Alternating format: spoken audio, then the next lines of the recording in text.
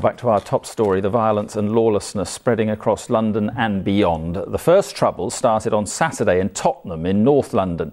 It's an area notorious for the Broadwater farm riots back in 1985. So can the people there explain why we're seeing disorder on such a large scale? Geraint Vincent went to the estate to hear the community view. Come over and see me, man. Yeah, all right. People in Tottenham have been coming to see Clarsford Sterling for nearly 30 years. He describes himself as a community worker, somebody who spent his life trying to make sure his area is a safe one. Walking up the high road towards the police tape, he sees some of that work undone. It's the local people, the Tottenham people, who have to pick up the aftermath. You know, it's their lives that's turned upside down now. You know, and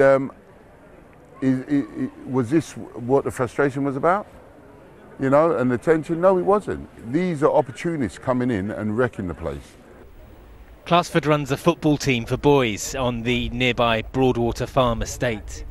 He competes for their time with a gang culture, which can make for an intimidating atmosphere if you're walking around with a TV camera. Am I going to say that everybody's an angel? No. No. But people will look and be suspicious of who you are, this, that and the other, because this is the world that they live in. And what are the problems that you're facing here? Nobody's got employment? Unemployment is mad over here. Broadwater Farm occupies a terrifying place in the history of police-community relations. Following a police raid here in 1985, rioting broke out on the estate and it resulted in the murder of PC Keith Blakelock. I didn't think I would see another Broadwater Farm situation in my lifetime. You know what I mean? Not as bad as what happened on Saturday. I didn't think I'd ever see that again. Am I surprised? I don't think I'm surprised, because you know, I do know there's been a little bit of needle and tension between the police and especially the young people as regards to around this stop and search thing. As people sift through the damage done by the rioting, they'll find different reasons for it.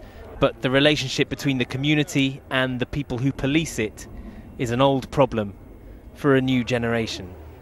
Geraint Vincent, ITV News, Tottenham.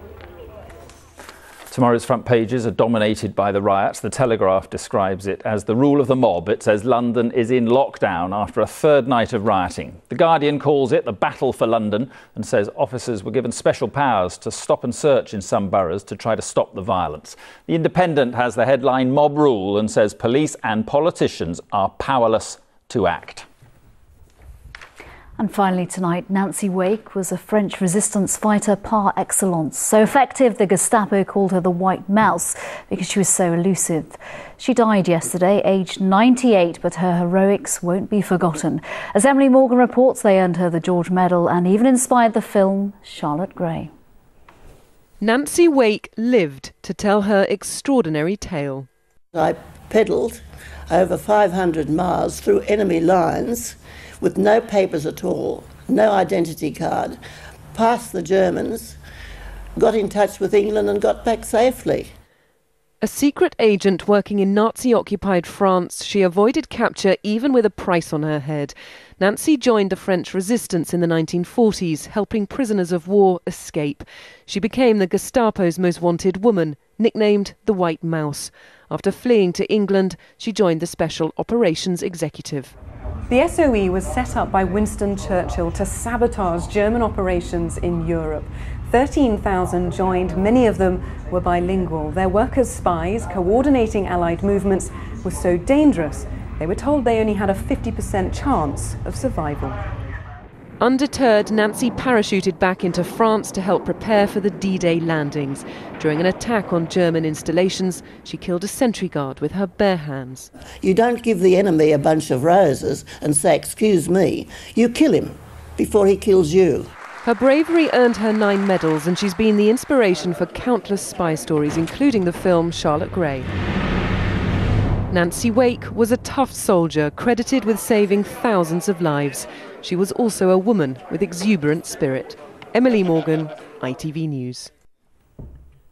And that is tonight's ITV News at 10. Coming next, the national weather and the news where you are, but we leave you tonight with live pictures from London. From Nina and from me, good night, and thank you for watching. Good night.